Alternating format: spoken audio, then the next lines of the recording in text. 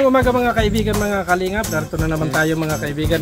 Check ulit natin yung mga karpintero na gumagawa sa bahay ni Tatay Miguel. Kasi ito mga kaibigan ay last na trabaho nila dito ngayon. At sila ay may magre-report na sa Supermac na sila maglilipat mga kaibigan. Ito yung last day na tatapusin nila yung bahay ni Tatay Miguel. So alamin natin mga kaibigan kung ano yung naging update at kung ano yung kulang. Kasi ito yung sunod dito, ribbon cutting na pagka pintura nito, ribbon cutting na mga kaibigan. Kahapon naghatid tayo dito ng simento at nakita natin na pinakabitan na rin ng tiles. So tingnan natin ngayon mga kaibigan kung ano yung latest update, kasi mamaya may tapos na ito at lilipat na sila kay Supermac. Kasi stop muna siguro sa pabahay si Kuya Bal Santos Matubang kasi talagang nahina ang channel ni Kuya Bal Santos Matubang, kaya ipon-ipon uli mga kaibigan, mga kalingap, para sa ganun ay makapagpabahay uli si Kuya Bal Santos Matubang. Totally ilang pabahay pa ito na hindi nare-ribbon cutting ni Kuya Bal Santos Matubang, pero malapit na ito mga kaibigan. Dahil pagsisikap ng mga kasamahan natin, ng mga butihing sponsor at ng mga viewers natin, ay unti-unting natatapos yung mga pabahay ni Kuya Bal Santos Matubang. Totally maraming nakapila mga kaibigan, pero inuutay-utay lang muna ni Kuya Bal. Okay. Napakamahan na ng mga materialis. Bumili nga kami ng simento, dala namin pera. Pagbalik namin talaga wala na kami. Sabi ko ganun pala talaga mga kaibigan, kaya hindi basta talaga mga kaibigan yung magpabahay. Ala lang natin, nasa abot tayo, iniisip natin na wala nang pabahay si Kuya Bal Santos Matubang. Napakahirap pala ng sitwasyon. Kasi pamahal yung material. Mahal ang pabahay. Mahal. Hey, how are you? Ay, may tayo na. Ano na ang last episode nyo? Last episode.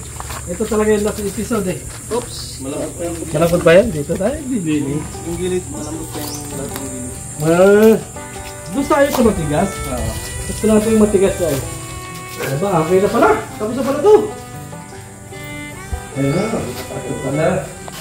Nung wala na din? Wala pa. Hindi na kami nabibit ng ulam. Dito pa kami ayun. Alam mo na. Nabibit namin tapusin.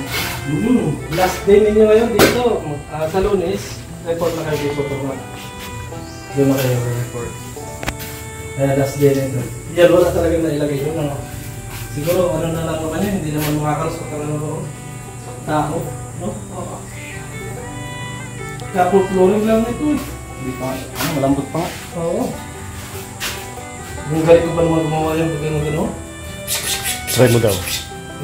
Try mo. Sample? Kayo, hindi na namin asok yung mamaya. Kasi ano na kayo? May wala naman kayong mga gamit na mabibigat, di ba? Kasi kami ay busy din ngayon. Ang ganda naman na yun.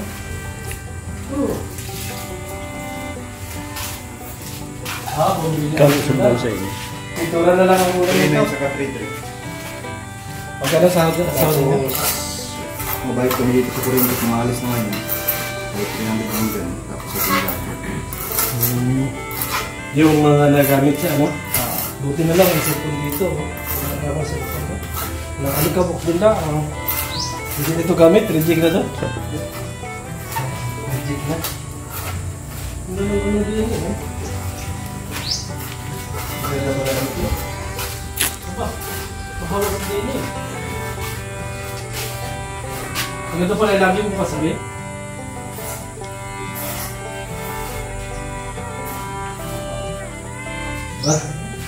Dati sa school ako kung gano'n rin eh. Ganyan-ganyan ko sa school dati. Kasi nababan ako. Yung mga mo naman, ganyan-ganyan ko lang yan eh. Nasweldo naman na kayo ngayon. Nakatagin mo lang namin yung iba. Talagang mo lang muna po. Hirap na yung buhay namin. Naisip namin kung paano na kami buhay. Kasi Si Kuya Ramon doon, nakasama na lang namin kanina. Sabi ni Kuya Ramon doon, di ko nag-alsa kasi bakang na yung katawan niya doon. Sabi niya, ang lakas ng katawan ko rito. Kaya, kaya sabi niya, dito na lang ako, hakot ng buhangin, hakot ng simento. Ay, sabi niya, ang lakas-lakas daw ng katawan niya doon. Sabi ko, sige, diyan ka na lang. Yan ang gusto mo eh. Galit. Napakarami ko lagi ng pera. May assistant pa ako eh. Ano mo na? Masahad mo na kayo. 7. Para may ano kayo. Ay, formal ko na lang panibigay para 1, 2, 3,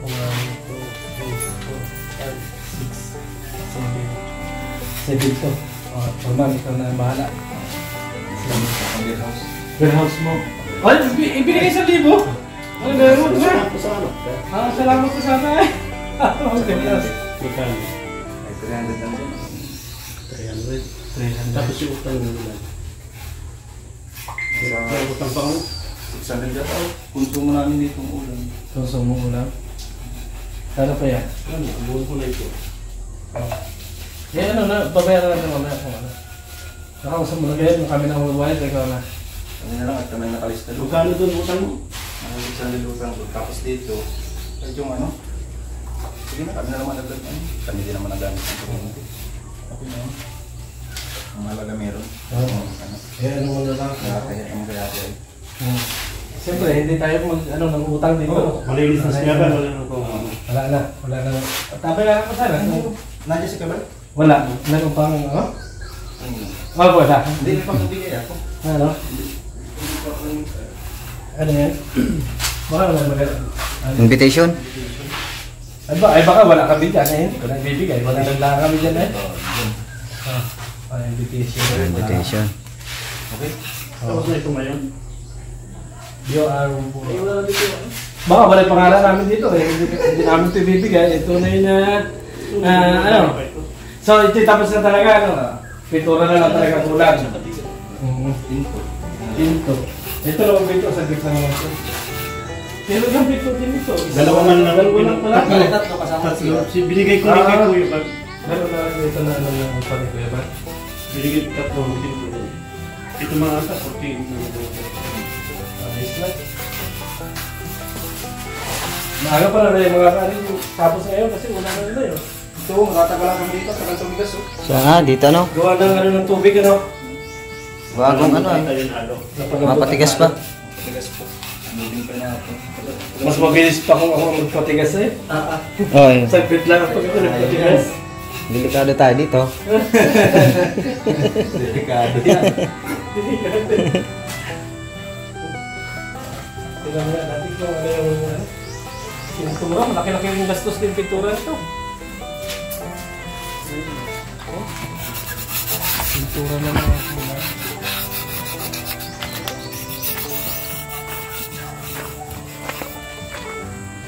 Ayun po pala talaga yung Hindi inaabot ano?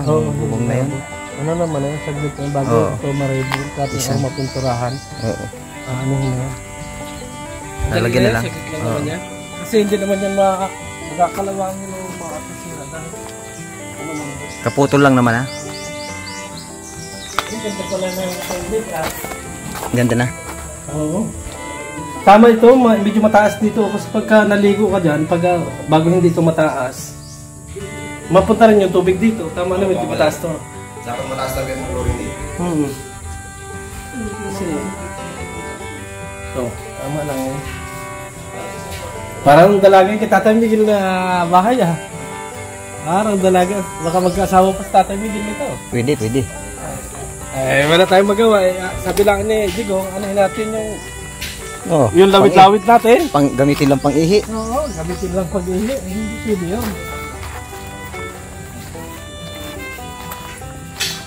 Hindi daw kay Mac na mag-ito.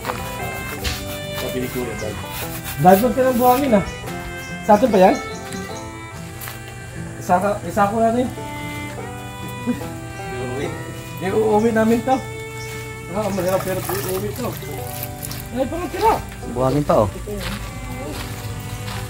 Parating kubik pa to.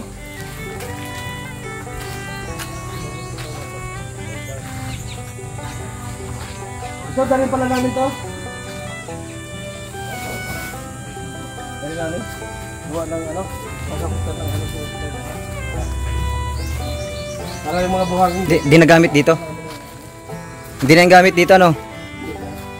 Dalhin ko na. So, tara na, Engineer Agon. Ano yan?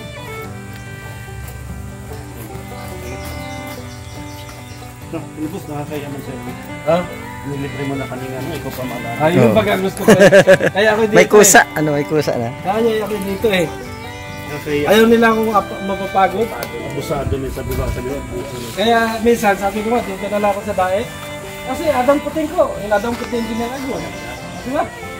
Sabi ko, ayos na ayos ang buhay nito. Basta ano lang, libre kami lahat. Libre lahat.